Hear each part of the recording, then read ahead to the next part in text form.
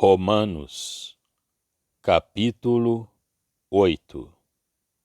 Portanto, agora nenhuma condenação há para os que estão em Cristo Jesus, que não andam segundo a carne, mas segundo o Espírito. Porque a lei do Espírito de vida, em Cristo Jesus, me livrou da lei do pecado e da morte. Porquanto que era impossível à lei, visto como estava enferma pela carne, Deus, enviando o seu Filho em semelhança da carne do pecado, pelo pecado condenou o pecado na carne, para que a justiça da lei se cumprisse em nós, que não andamos segundo a carne, mas segundo o Espírito. Porque os que são segundo a carne inclinam-se para as coisas da carne, mas os que são segundo o Espírito, para as coisas do Espírito. Porque a inclinação da carne é morte, mas a inclinação do Espírito é vida e paz. Porquanto a inclinação da carne é inimizade contra Deus, pois não é sujeita à lei de Deus, nem em verdade o pode ser. Portanto, os que estão na carne não podem agradar a Deus. Vós, porém, não estáis na carne, mas no Espírito, se é que o Espírito de Deus habita em vós. Mas, se alguém não tem o Espírito de Cristo, esse tal não é dele. E se Cristo está em vós, o corpo, na verdade, está morto por causa do pecado, mas o Espírito vive por causa da justiça. E se o Espírito daquele que dentre os mortos ressuscitou a Jesus habita em vós, aquele que dentre os mortos ressuscitou a Cristo, também vivificará os vossos corpos mortais pelo seu Espírito, que em vós habita. De maneira que, irmãos, somos devedores, não há carne para viver segundo a carne, porque, se viverdes segundo a carne, morrereis. Mas se pelo Espírito mortificardes as obras do corpo, vivereis. Porque todos os que são guiados pelo Espírito de Deus, esses são filhos de Deus. Porque não recebestes o espírito de escravidão, para outra vez estardes em temor, mas recebestes o espírito de adoção de filhos, pelo qual clamamos, Abba, Pai. O mesmo Espírito testifica com o nosso espírito que somos filhos de Deus. E, se nós somos filhos, somos também herdeiros, herdeiros de Deus e co-herdeiros de Cristo, se é certo que com Ele padecemos, para que também com Ele sejamos glorificados. Porque para mim tenho por certo que as aflições deste tempo presente não são para comparar com a glória que em nós há de ser revelada. Porque a ardente expectação da criatura espera a manifestação dos filhos de Deus. Porque a criação ficou sujeita à vaidade, não por sua vontade, mas por causa do que a sujeitou, na esperança de que também a mesma criatura será libertada da escravidão da corrupção para a liberdade da glória dos filhos de Deus.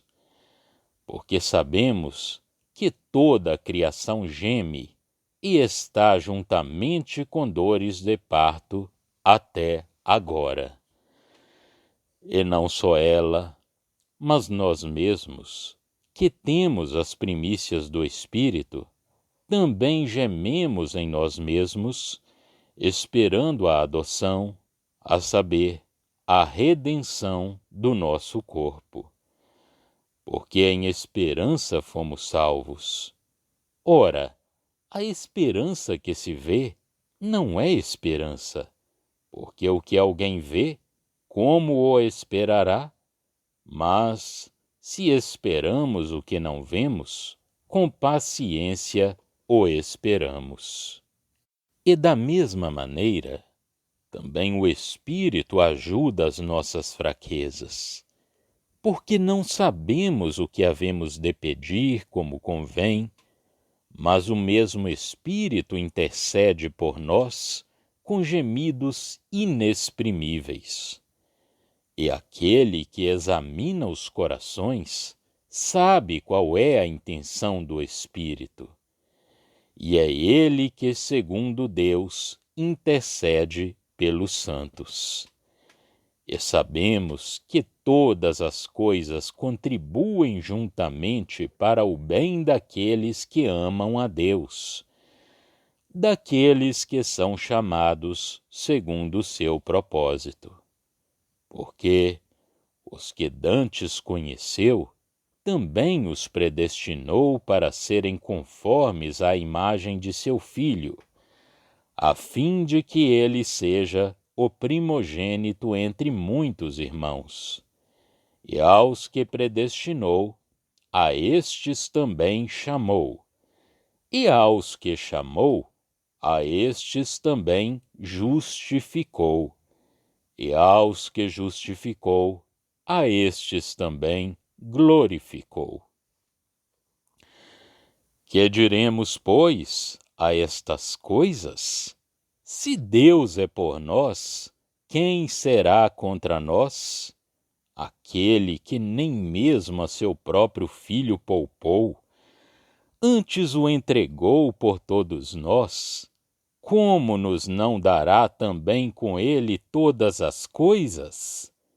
Quem intentará acusação contra os escolhidos de Deus? É Deus quem os justifica. Quem é que condena? Pois é Cristo quem morreu, ou antes, quem ressuscitou dentre os mortos, o qual está à direita de Deus, e também intercede por nós. Quem nos separará do amor de Cristo? A tribulação, ou a angústia, ou a perseguição, ou a fome, ou a nudez, ou o perigo, ou a espada? Como está escrito: por amor de ti, somos entregues à morte todo o dia. Somos reputados como ovelhas para o matadouro. Mas em todas estas coisas somos mais do que vencedores por aquele que nos amou.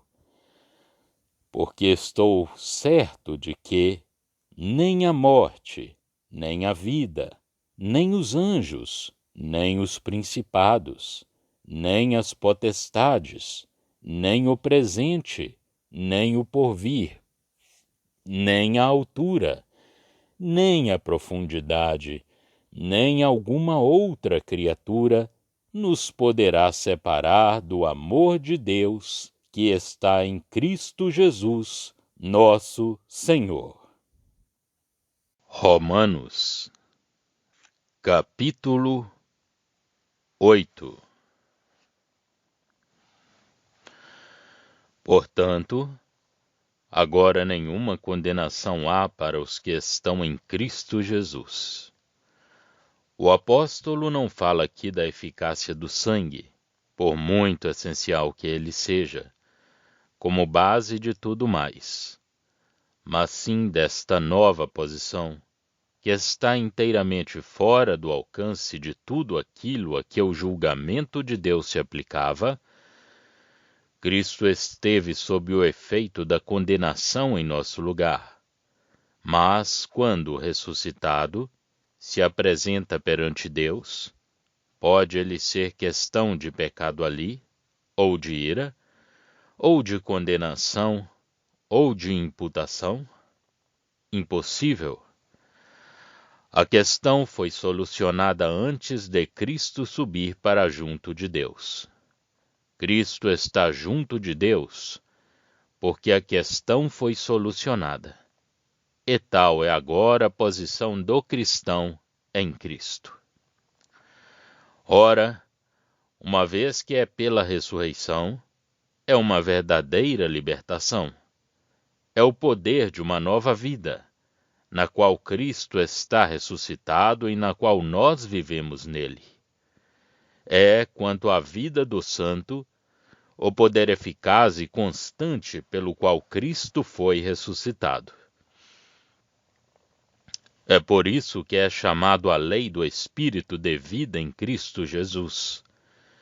Livrou-me da lei do pecado e da morte, que reinava antes nos meus membros, para produzir fruto para a morte. É a nossa união com Cristo em ressurreição, união produzida pelo Espírito Santo e dando testemunho do poder de vida que está nele, que liga a não condenação da nossa posição com a energia de uma nova vida na qual nós já não estamos sujeitos à lei do pecado ou à lei, cujos direitos acabaram também, necessariamente, para aquele que está morto, porque a lei tem poder sobre o homem, enquanto este vive. Cristo, levando sobre si a maldição da lei, dignificou-a ao mesmo tempo plenamente. No fim do primeiro capítulo da Epístola aos Efésios, podemos ver que é o poder do próprio Deus que livra. E certamente, o poder que operou esta gloriosa mudança em nós, esta nova criação, foi o poder de Deus. A libertação da lei do pecado e da morte não é propriamente uma experiência, embora produza experiências preciosas. É o fruto de uma operação divina, feito de que gozamos pela fé na operação de aquele que ressuscitou a Jesus. Esta operação é conhecida em toda a sua força pela sua realização em Jesus, e pela fé, nós participamos na eficácia dessa realização. A dificuldade que encontramos em aceitar esse fato provém de a nossa experiência se lhe opor. O fato de Cristo ter tirado os meus pecados e o fato de Deus me amar são questão de simples fé. O fato de que eu estou morto encontra no meu coração a tendência para o negar. Para encontrarmos uma paz sólida, é preciso termos atravessado as experiências relatadas no capítulo 7. É preciso ter visto, no sacrifício de Cristo, por causa do pecado, a condenação do pecado na carne. É preciso, possuindo a vida por Cristo, ter julgado o pecado como uma coisa distinta de mim, uma coisa que não é eu mesmo, mas um inimigo que eu tenho de combater. O fato de Cristo ter tirado os meus pecados não é tudo.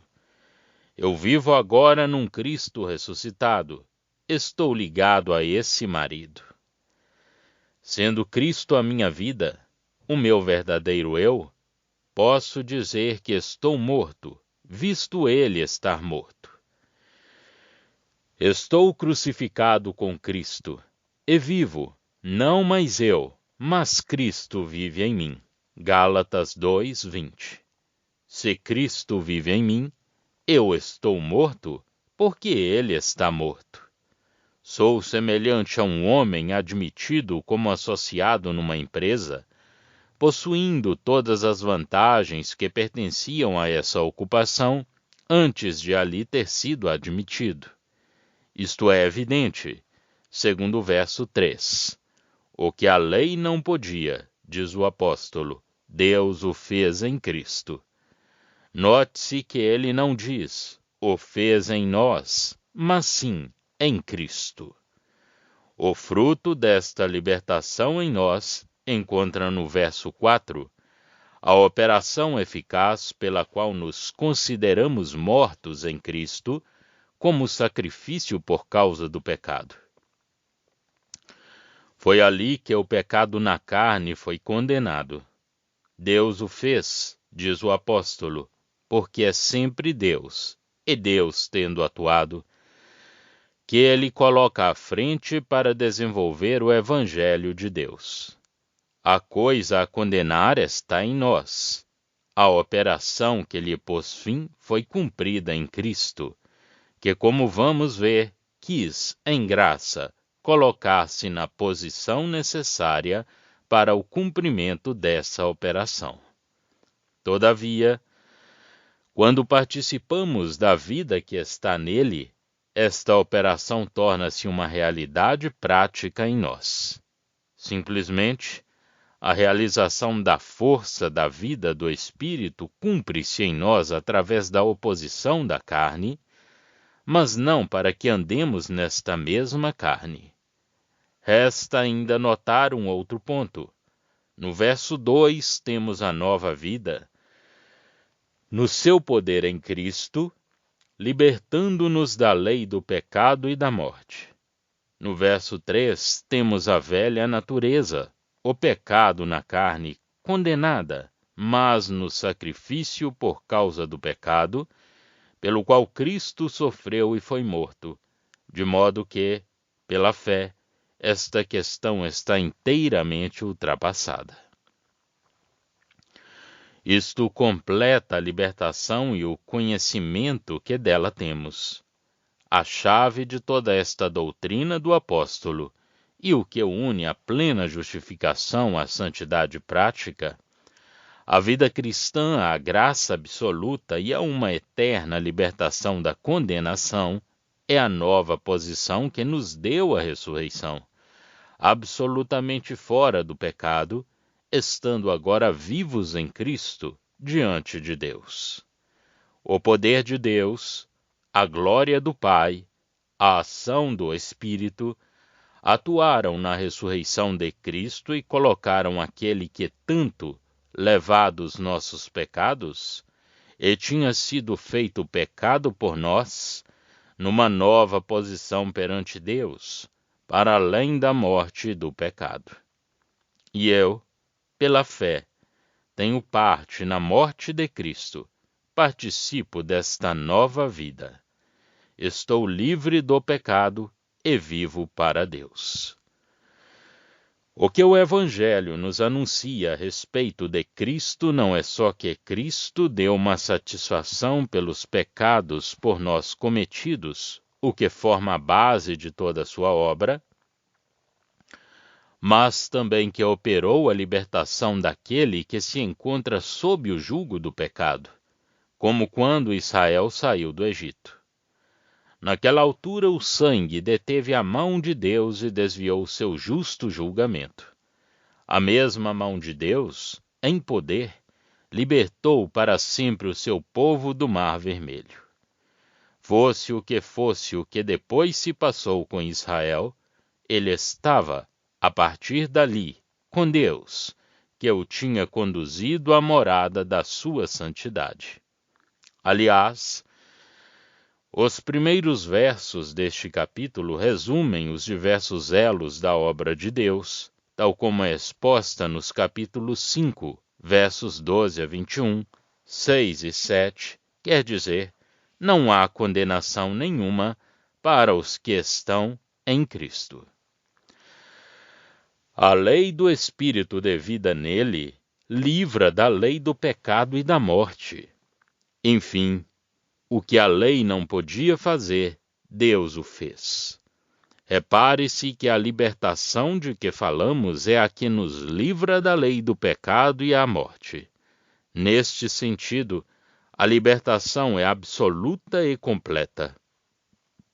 O pecado não é, de modo nenhum, uma lei.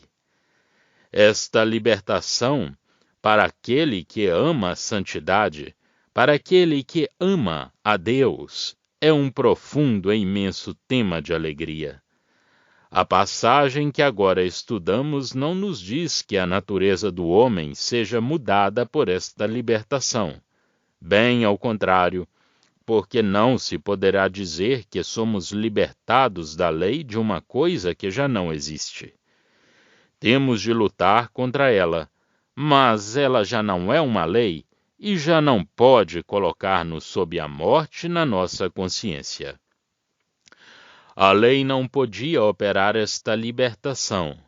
Podia condenar aquele que era pecador, mas não o pecado, livrando o pecador. Mas o que a lei não podia fazer, na medida em que ela exigia força no homem, quando ele não tinha em si senão força para o pecado, Deus o fez. É pensando nesta incapacidade do homem para se libertar que a vinda de Cristo ao mundo, humilhando-se até a morte, é colocada diante dos nossos olhos em todo o seu valor. Em toda a sua humilhação por nós e sem pecado, e até a morte. Tal é o segredo da nossa libertação.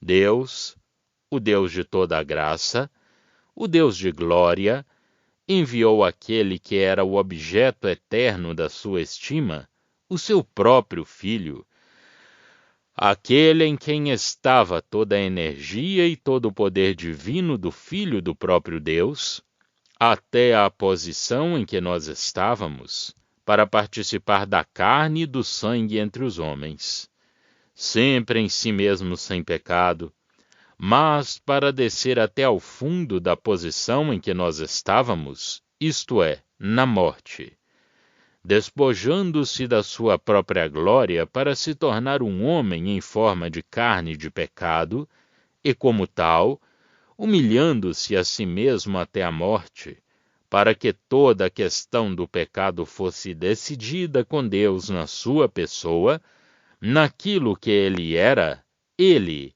considerado como estando na nossa posição, quando, em semelhança de carne de pecado, ele foi feito pecado por nós. O leitor compreenderá que Jesus pôde tomar esta posição porque estava absolutamente, de toda maneira, livre de pecado. O poder da ressurreição num Cristo morto era o poder da santidade num Cristo vivo neste mundo. Era assim o poder do amor que ele manifestou durante a sua vida, amor que nos é perfeitamente revelado na sua morte. Ele era o justo objeto das delícias divinas.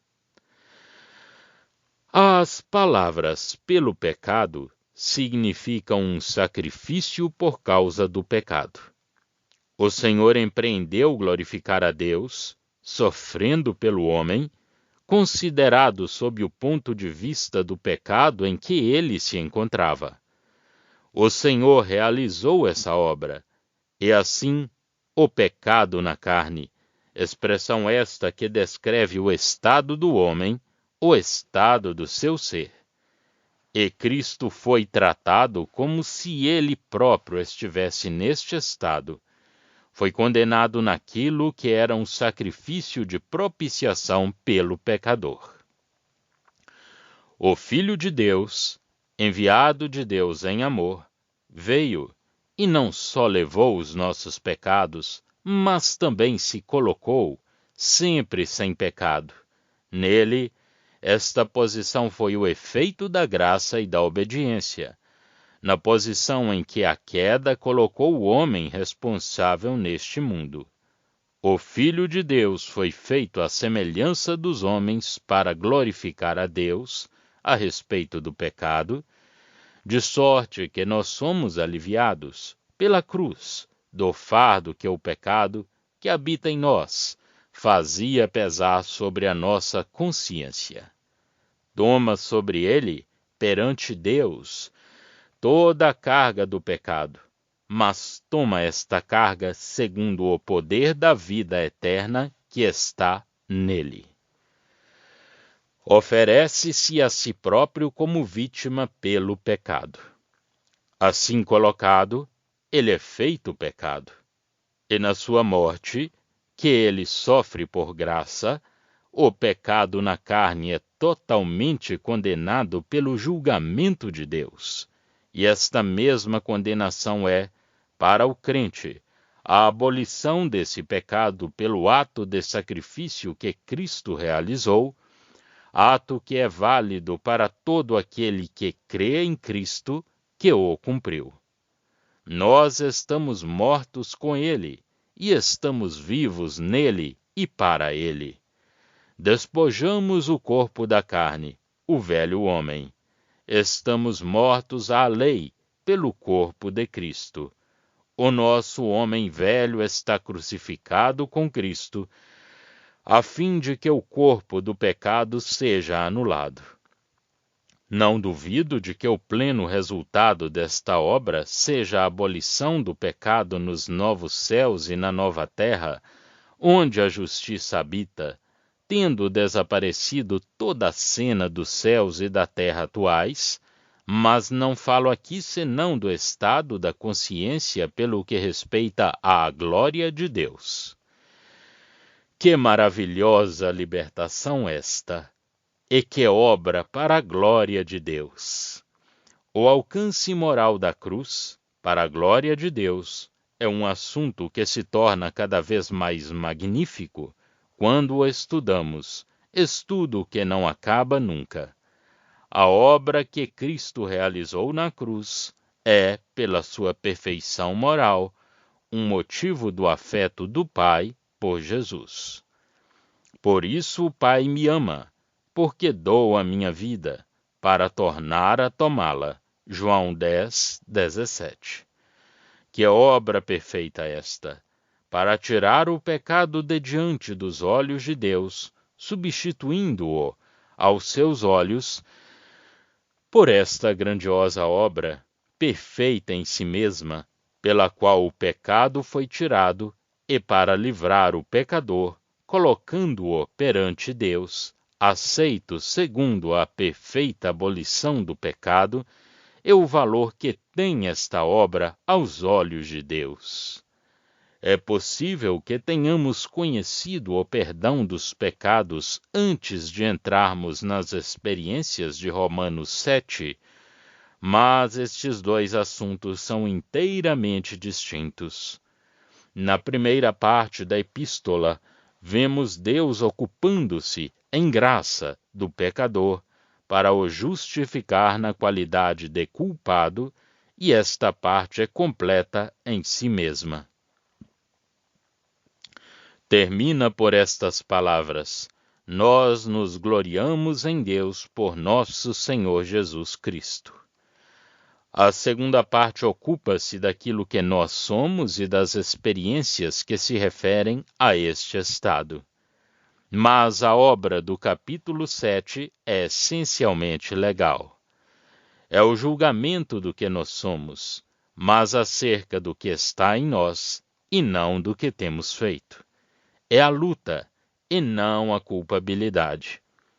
A forma desta experiência poderá modificar-se.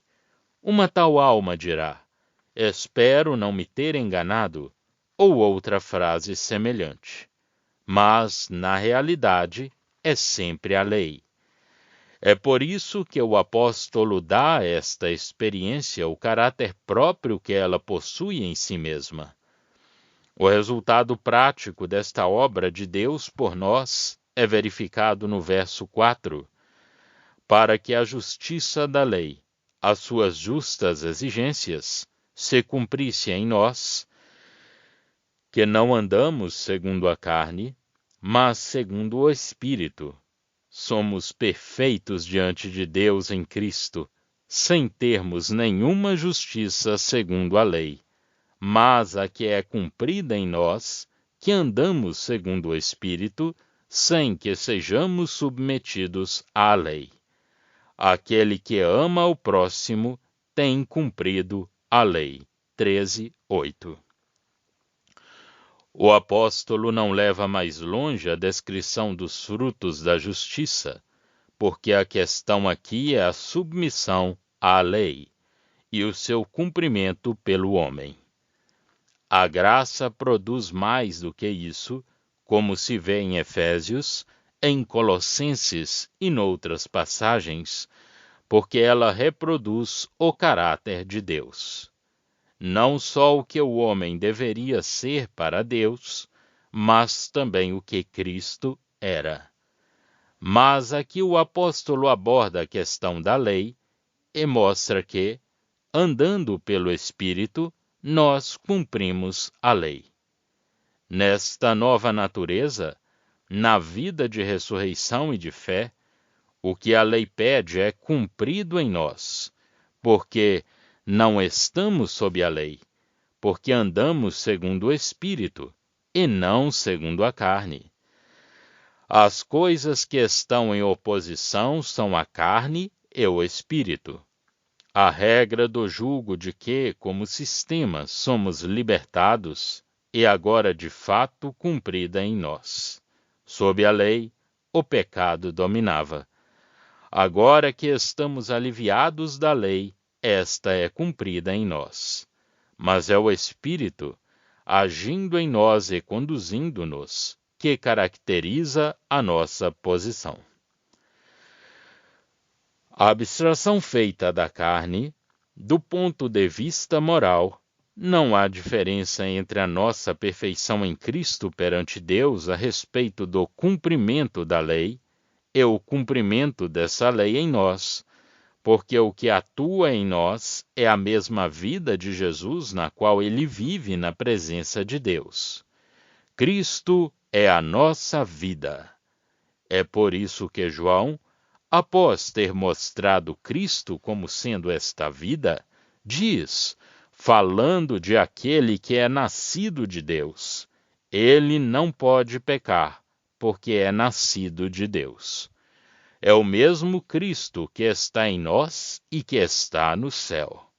Na prática, a vida divina em nós desenvolve-se através da oposição da carne.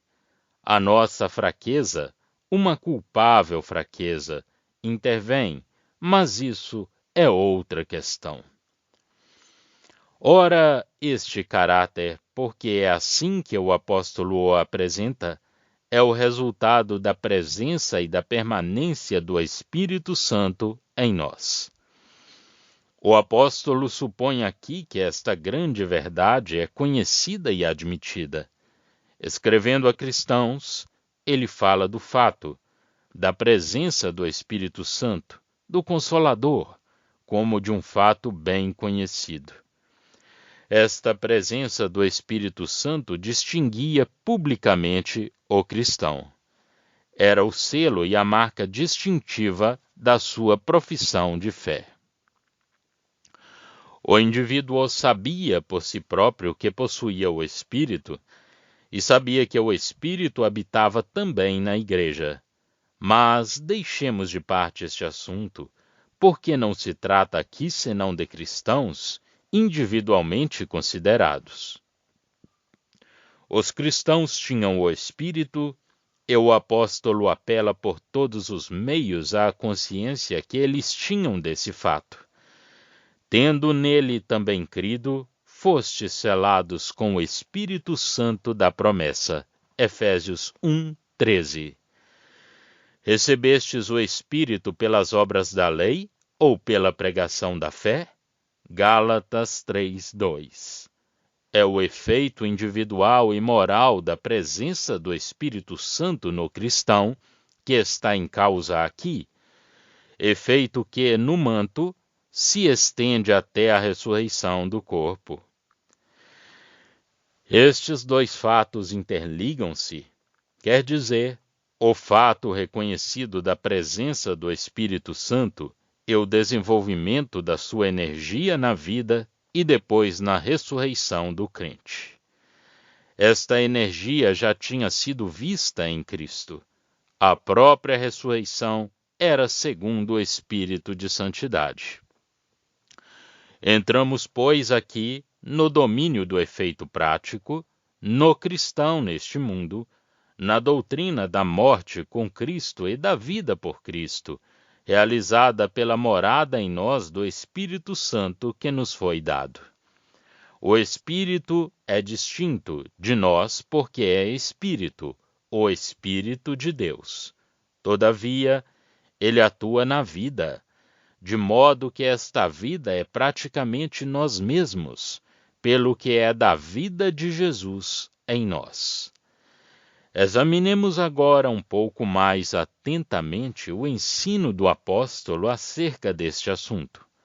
Paulo, sem outro prefácio, caracteriza o cristão por estas palavras: nós, que não andamos segundo a carne, mas segundo o Espírito. Verso 4. Aqueles que são segundo a carne têm os seus pensamentos nas coisas da carne, mas aqueles que são segundo o Espírito têm-nos nas coisas do Espírito. Verso 5. Não se trata aqui de dever, mas sim da seguração da natureza segundo a qual se subsiste. Esta tendência, esta perfeição da natureza, tem o seu resultado infalível. O pensamento da carne é a morte, o pensamento do Espírito é vida e paz. Porque o pensamento da carne é inimizade contra Deus. A carne tem a sua própria vontade e as suas cobiças. E pelo fato de as ter, não é submissa à lei de Deus, que por seu lado tem a sua autoridade sobre ela, e nem mesmo o pode ser. A carne cessaria de existir se pudesse ser submissa à lei.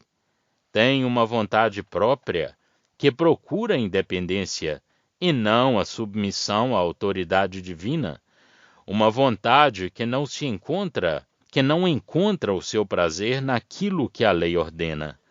Assim, aqueles que estão na carne, aqueles que têm a sua relação com Deus como simples seres viventes dessa natureza carnal, dessa vida natural, não podem agradar a Deus. Versos 6 a 8.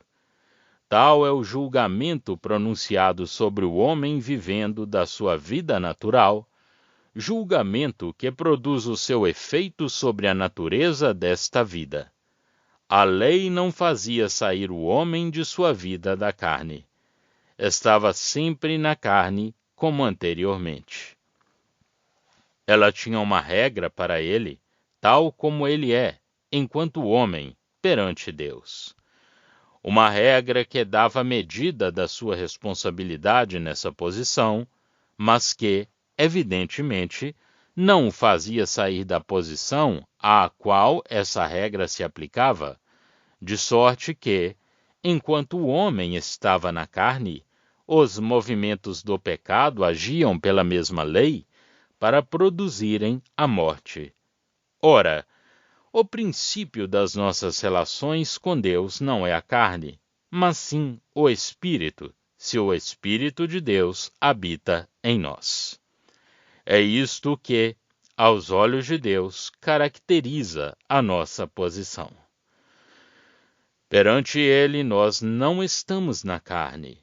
O que fica dito supõe bem que a carne existe ainda, mas para aquele que recebeu o Espírito Santo e que dele vive, é o Espírito que forma o princípio da sua relação com Deus. A nossa existência moral perante Deus está no Espírito e não na carne ou no homem natural. Note-se que não se trata aqui de dons do Espírito, nem de manifestações de poder, atuando fora de nós sobre os outros, mas sim da energia vital do Espírito, tal como foi manifestada na ressurreição de Jesus e na sua vida de santidade. O nosso velho homem já está morto. Nós agora vivemos para Deus pelo Espírito. Por isso se fala desta presença do Espírito, por muito real que seja, de uma maneira que se refere mais ao caráter do homem em que ela se realiza, do que a uma presença distinta e pessoal do Espírito, embora o caráter espiritual do cristão não pudesse existir sem que o Espírito não estivesse pessoalmente nele. Lemos no verso 9, literalmente: Vós não estáis na carne, mas no Espírito, se é que o Espírito de Deus habita em vós. E nestas palavras, a ênfase está na palavra de Deus, e a palavra Espírito não tem artigo. No entanto, trata-se claramente do Espírito como de uma pessoa, porque é dito: ele habita em vós. Portanto, ele é distinto da pessoa em quem habita. Mas eis a verdade acerca desta ação vital do Espírito Santo no homem. Não há nada no homem que possa resistir à carne ou fazê-lo sair de sob a sua influência. A carne é ele mesmo. A lei não pende sair deste limite, isto é, do limite do homem ao qual ela se dirige.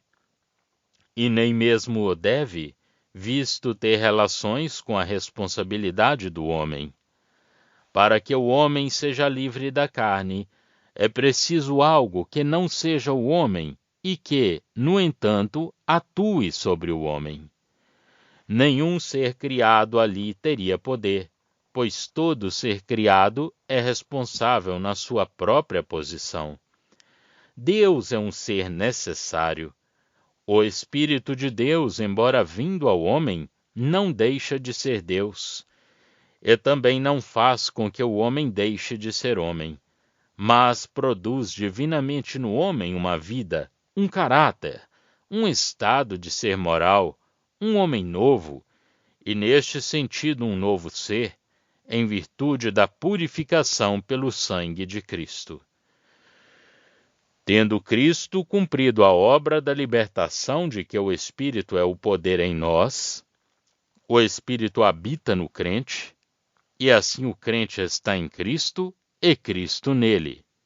Possuindo realmente assim uma nova vida, vida que em o seu próprio caráter mortal, o homem está perante Deus nesse caráter. Está, aos olhos de Deus, nessa nova natureza, inseparável da dita origem. Como o riacho que decorre da fonte, sem dela se apartar, assim o crente está no Espírito. Em consequência da obra de Cristo, o Espírito Santo é ativo na vida que ele deu e dela é o poder. Tal é o lugar do cristão perante Deus.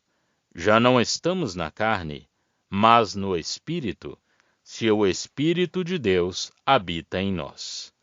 Não há outro meio de libertação, só o Espírito de Cristo, o Espírito pelo poder do qual Cristo atuou, viveu, se ofereceu, pelo qual também Cristo foi ressuscitado.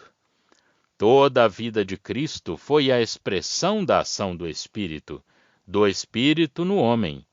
Ora, se alguém não tem o Espírito de Cristo, não é dele. Ser de Cristo, ter o seu Espírito, é o verdadeiro e único bem, a realidade eterna. Trata-se de realidade. O cristianismo realiza-se em nós numa conformidade de natureza com Deus, conformidade de que Deus não pode prescindir e sem a qual nós não saberíamos estar em comunhão com Ele. É Deus quem a dá, Ele próprio. Com efeito, como poderíamos nós ser nascidos de Deus, se Deus não operasse para nos comunicar a vida? Nós somos a sua obra, tendo sido criados em Cristo Jesus para as boas obras. Ora, é o Espírito que é a fonte e a força desta vida. Se alguém não tem o Espírito de Cristo, se a energia desta vida espiritual que se manifestou em Cristo, e que é pelo poder do Espírito não está em nós, não somos de Cristo. Não temos parte nele, porque é pelo Espírito que se tem parte em Cristo. Mas, se Cristo está em nós, a energia da nossa vida espiritual está naquele que é a nossa vida, e o corpo é tido por morto. Porque se ele tem uma vontade, como estando vivo, ele não é senão pecado. O Espírito é vida. Este Espírito, pelo qual Cristo viveu ativamente, é vida. Cristo em Espírito dentro de nós é vida, fonte de pensamento, de ação, de julgamento, de tudo o que constitui moralmente o homem, por causa da justiça, isto é, para que ali haja justiça, porque na ação desta vida é a única justiça prática possível. A carne não deveria produzi-la. Só vivemos tendo Cristo por nossa vida, porque a justiça está nele e nele só perante Deus. Fora dele não há senão pecado. Assim, viver é Cristo. Não há outra vida. Tudo mais é morte. Mas o Espírito tem ainda um outro caráter. É o Espírito de aquele que ressuscitou a Jesus de entre os mortos. Foi Deus que assim ressuscitou a Cristo. Se este Espírito permanece em nós, Deus realizará em nós a mesma obra que realizou em Cristo, por causa desse mesmo Espírito. Observe-se aqui que Jesus é o nome pessoal de Cristo. Cristo, embora este nome se tenha também tornado pessoal, é propriamente o seu nome de posição e de função. Ele é o ungido. E aquele que ressuscitou o seu Cristo, o seu ungido, vivificará também os corpos daqueles que estão em união com ele. Ele ressuscitará os nossos corpos mortais. É a libertação final, a plena resposta à questão: quem me livrará do corpo desta morte? Note-se que o Espírito é designado aqui, versos 9 a 11, de 3 maneiras diferentes. É chamado o Espírito de Deus, em contraste com a carne de pecado, ou seja, o homem natural. É chamado o Espírito de Cristo, o caráter formal da vida que é a expressão do seu poder. É o Espírito atuando no homem segundo a perfeição dos pensamentos divinos. E, enfim, é chamado o Espírito de aquele que ressuscitou o homem, Cristo, de entre os mortos. Aqui o apóstolo fala-nos da perfeita e final libertação do próprio corpo pelo poder de Deus, agindo pelo seu Espírito. Eis, pois, a resposta definitiva à questão: quem me livrará? Vemos que a vida cristã, no seu verdadeiro caráter, quer dizer, a vida do Espírito, depende da redenção. É em virtude da redenção que o Espírito está presente conosco. Nos versos 10 e 11 temos a morte presente à carne e ao pecado e a ressurreição atual. Simplesmente, como não há senão pecado se vivermos da nossa própria vida natural, estando Cristo em nós, sendo Ele a nossa vida, sendo já o nosso vivente, temos o nosso corpo para a morte.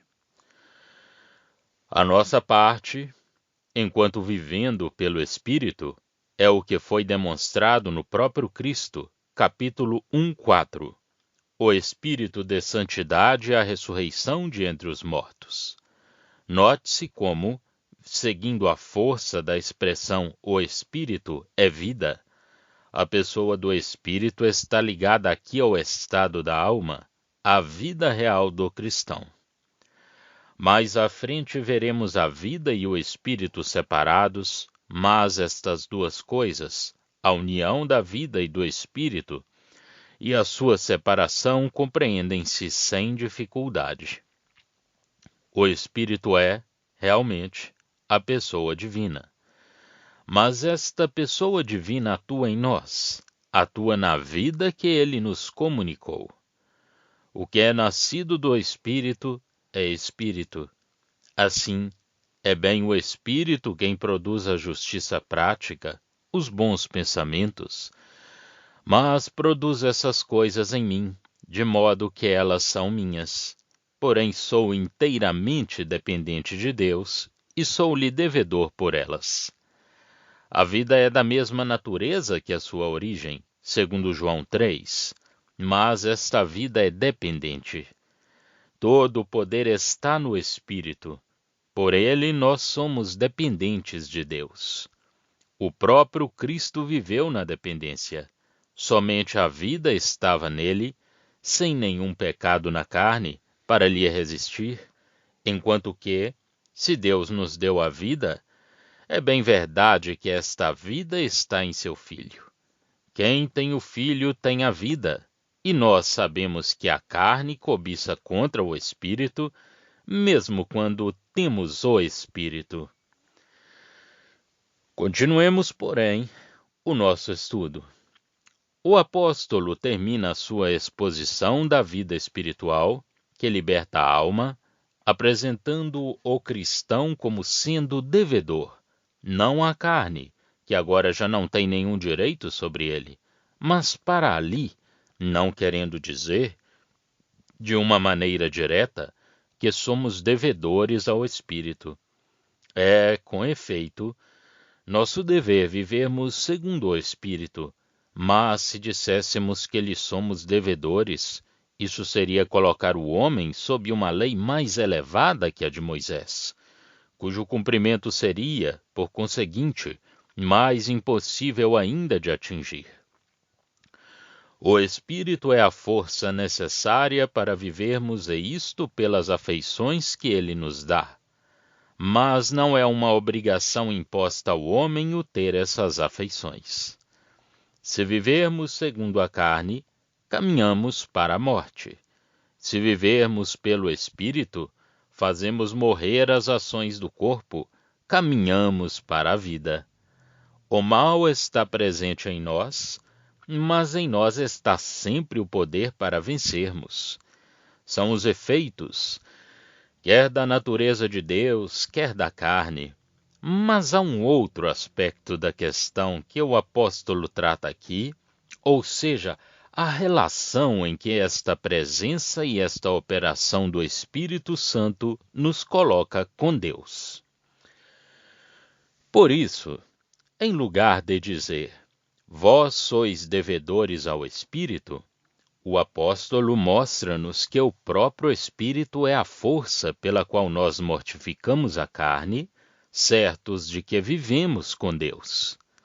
Sendo guiados pelo Espírito de Deus, somos também filhos de Deus, porque não recebemos um espírito de servidão para estarmos ainda no temor, tal era o estado do fiel sob a lei, mas um espírito que responde à nossa adoção para sermos filhos de Deus, um espírito pelo qual nós clamamos Abba, Pai.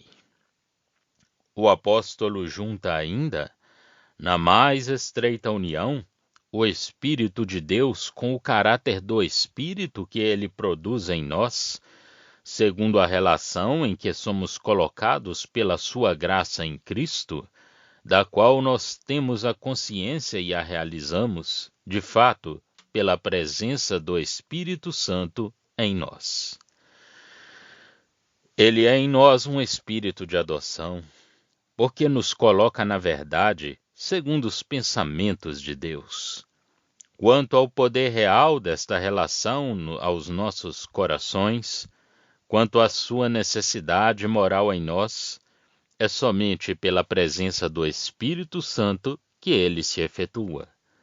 Não saímos de sob a lei, nem de sob o espírito da escravidão, senão na medida em que o Espírito habita em nós, embora a obra e a posição de Cristo sejam a causa dessa libertação. Esta posição, que é a nossa, não é conhecida ou realizada da nossa parte senão pelo Espírito que Cristo enviou quando, como homem, entrou na glória, nessa posição no céu. Sem dúvida, Jesus andava sempre como Filho de Deus neste mundo, e isto não só desde que iniciou publicamente o seu ministério, altura em que Deus proclama que ele é o seu Filho muito amado, mas também, na idade de 12 anos, ele proclamava essa relação no templo. Com efeito, nós somos filhos, mesmo antes de recebermos o Espírito de adoção. É por sermos filhos que Deus envia o Espírito de seu Filho aos nossos corações. Gálatas 4:6.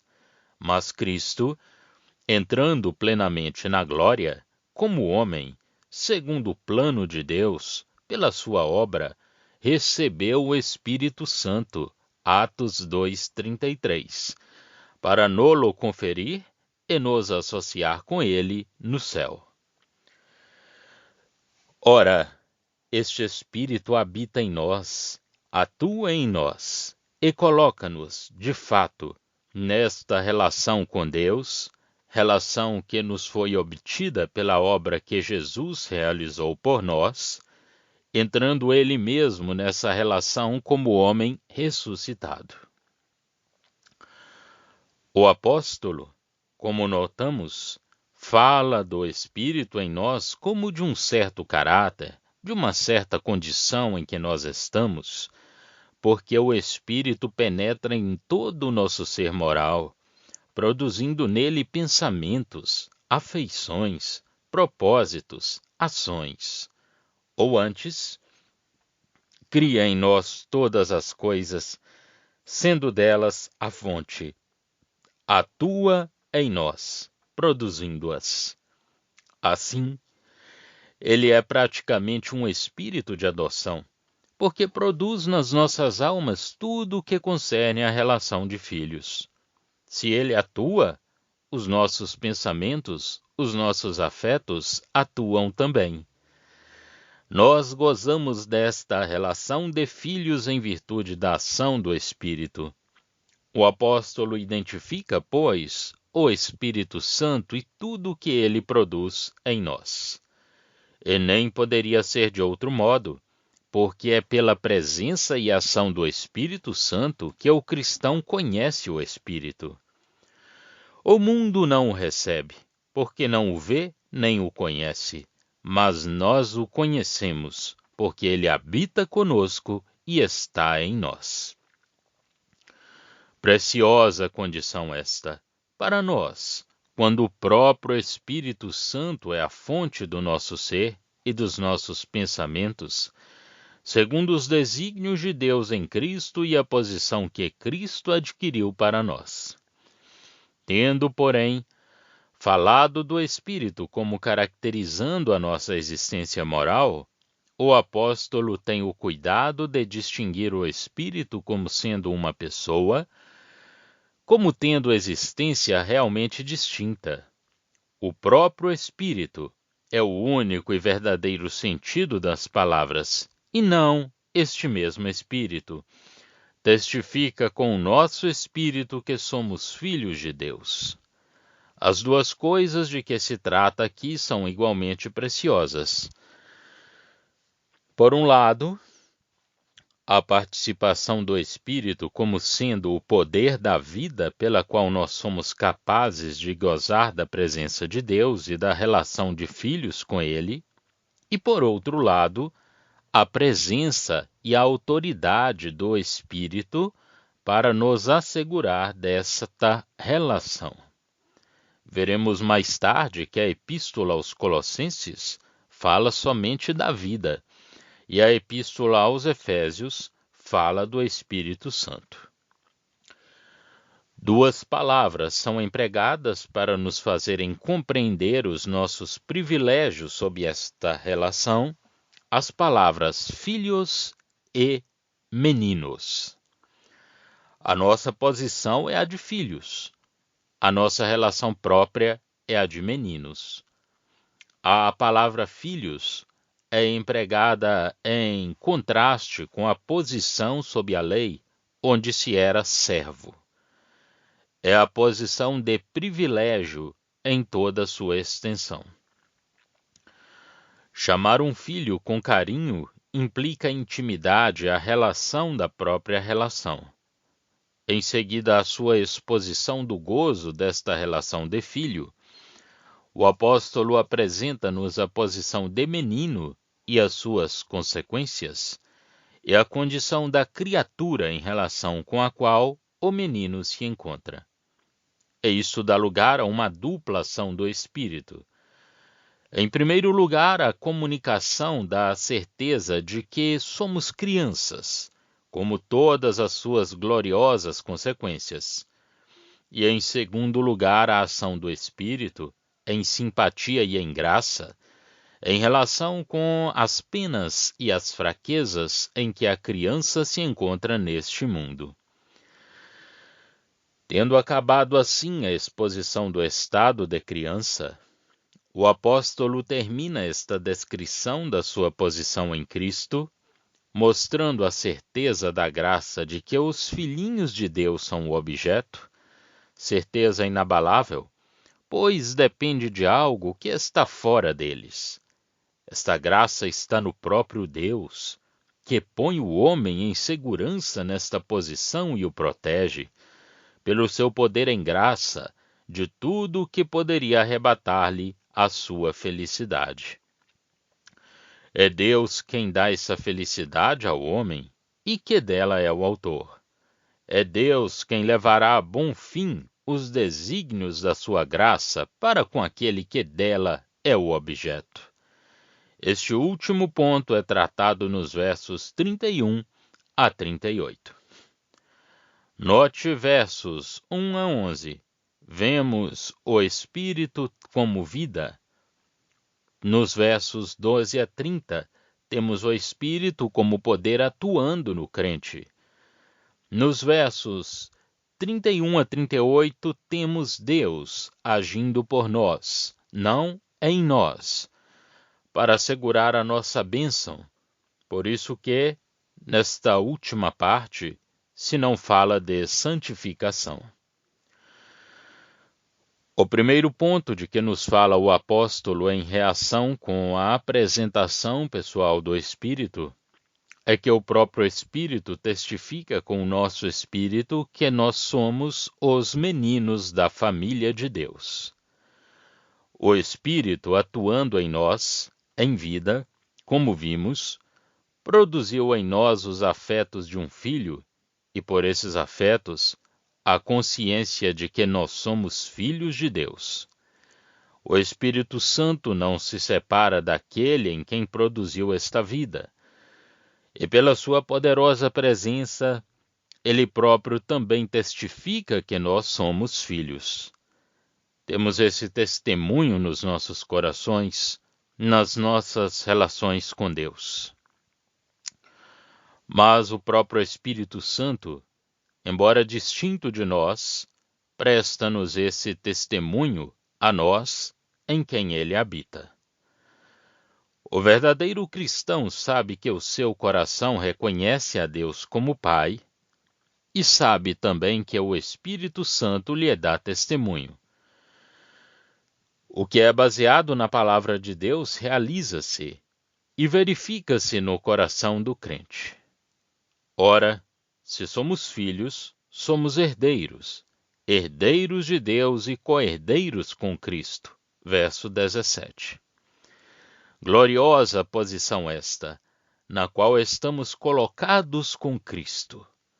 Mas esta posição traz as suas consequências, tem o seu caráter neste mundo. Se o Espírito de Cristo está em nós, ele será em nós a fonte dos sentimentos de Cristo.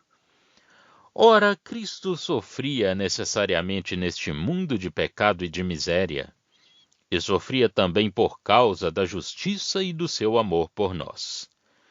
Semelhantes sentimentos são a consequência, moralmente necessária, do fato de termos uma natureza moral totalmente oposta a tudo o que se encontra no mundo. O amor, a santidade, o respeito por Deus, o amor pelos homens, tudo se torna numa fonte essencial de sofrimento neste mundo. Um testemunho ativo faz sofrer exteriormente. Seremos coerdeiros com Cristo, sofrermos com Ele, seremos glorificados com Ele. Eis a ordem da vida e da esperança cristãs. E note-se que é na qualidade de possuidores de toda a herança de Deus, em virtude da nossa gloriosa posição e da nossa participação da vida do próprio Cristo, que nós sofremos. Mas os sofrimentos não merecem ser comparados à glória futura em nós, que há de ser revelada. Porque a criatura espera a manifestação dos filhos de Deus. Versos 18 a 19. Virá então a libertação da criação. Por quê? Se nós sofremos, é por amor, porque tudo é sofrimento em volta de nós. É por isso que o apóstolo desenvolve este ponto de forma especial. É a nossa relação com a criação que nos acarreta este sofrimento, porque a criação ficou sujeita à miséria e à fragilidade. Nós, que temos o Espírito, sabemos que toda a criação suspira no seu afastamento de Deus, como em trabalhos, mas também em esperança de não ser condenada a ali permanecer para sempre. Quando a glória puser os filhos na liberdade, a criatura também terá parte na liberdade da glória, mas não pode ter parte na liberdade da graça, porque esta liberdade é algo que diz respeito à alma.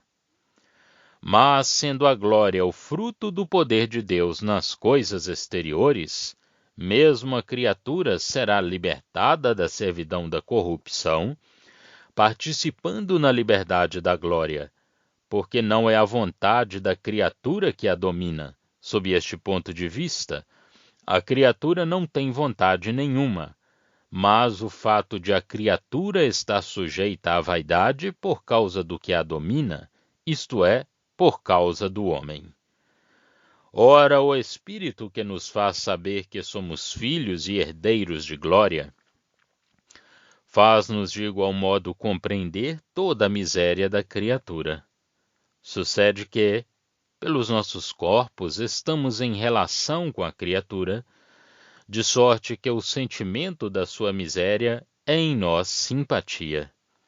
Portanto, nós também esperamos a adoção, isto é, a libertação do nosso corpo. Porque, quanto à posse do pleno resultado da libertação, é em esperança que nós somos salvos.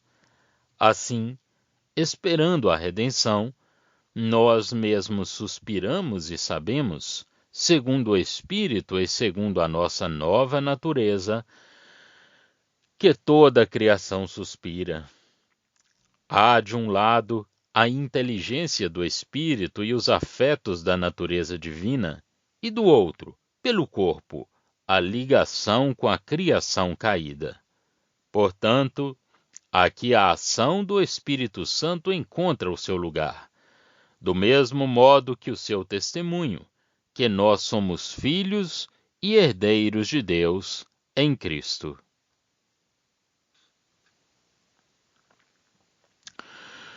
Quão mais perfeitas são as simpatias de Cristo!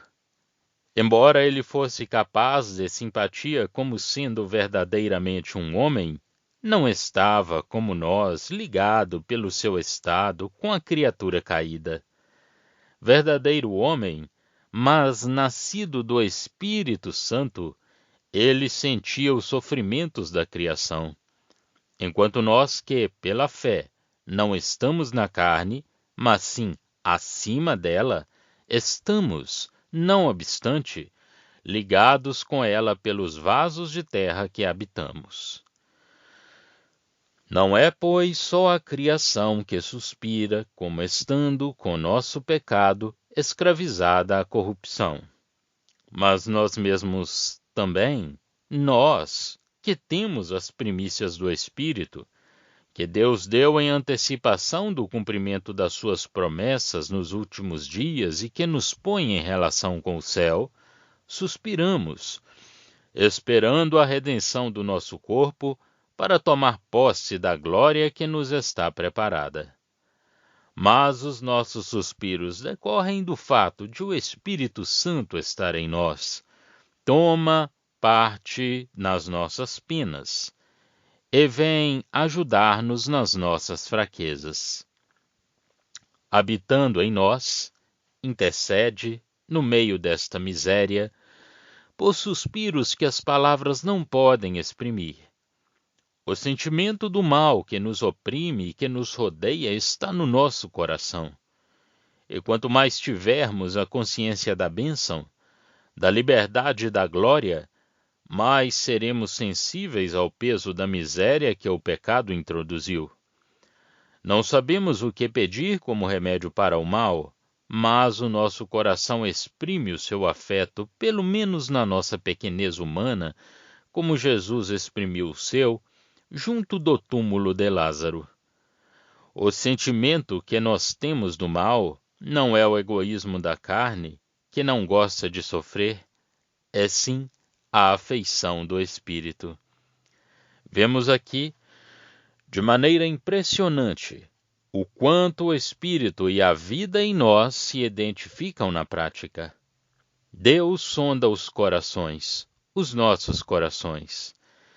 Encontra a afeição do Espírito, porque o próprio Espírito intercede. De sorte que é o meu coração, é uma afeição espiritual, é o próprio Espírito que intercede. Unido como estou a criatura pelo corpo e ao céu pelo Espírito, o sentimento que tenho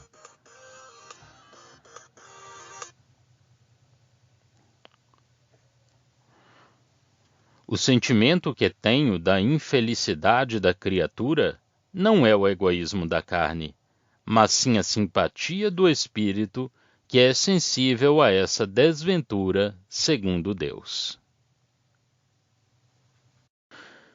Que doce e reconfortante pensamento este que, quando Deus sonda o coração, mesmo quando estamos carregados do sentimento da miséria em que o coração se move, Deus encontre ali, não a carne, mas sim a afeição do Espírito, e que o próprio Espírito em nós se ocupe da graça de todas as nossas fraquezas. Que atenção, que ternura especial Deus deve prestar a tais suspiros. O Espírito é, pois, a testemunha em nós, provando que somos filhos e, portanto, herdeiros.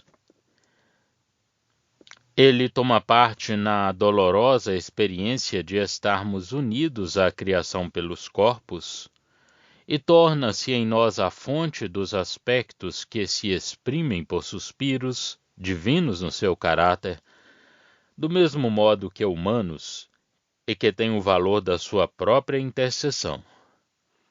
Essa obra da graça realiza-se em harmonia com a nossa ignorância e a nossa fraqueza.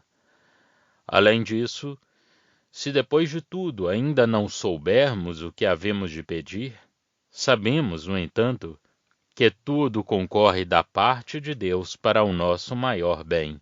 Verso 28. Isto admite um outro aspecto da verdade, ou seja, o que Deus é e o que Deus faz por nós, fora de nós, para nos assegurar toda a bênção. O Espírito Santo é vida em nós, dá testemunho à nossa gloriosa posição e atua em simpatia divina em nós, na nossa atual posição de fraqueza, neste pobre corpo e nesta criação sofredora. Ele torna-se e faz de nós a voz deste sofrimento junto de Deus. Todas estas operações do Espírito têm lugar em nós, mas Deus mantém todos os nossos privilégios porque está em si mesmo. É deste ponto que trato a última parte do capítulo que agora estudamos, desde o verso 28 até ao fim. Deus dispõe de tudo em favor daqueles que são chamados segundo seu propósito determinado. Porque este propósito determinado é a fonte de todo bem e de toda felicidade em nós e por nós. É por isso que, nesta bela e preciosa conclusão de todo o capítulo, a santificação e a vida em nós são omitidas. O Espírito tinha instruído as nossas almas sobre esses pontos no princípio do capítulo. Se Cristo está em nós, o Espírito é a vida, o corpo está morto. Agora o Espírito apresenta os desígnios, os desejos, os atos, o atuar do próprio Deus para nos abençoar e assegurar a nossa posição, mas não são a vida em nós. A realidade interior da vida espiritual tinha sido já desenvolvida, repito.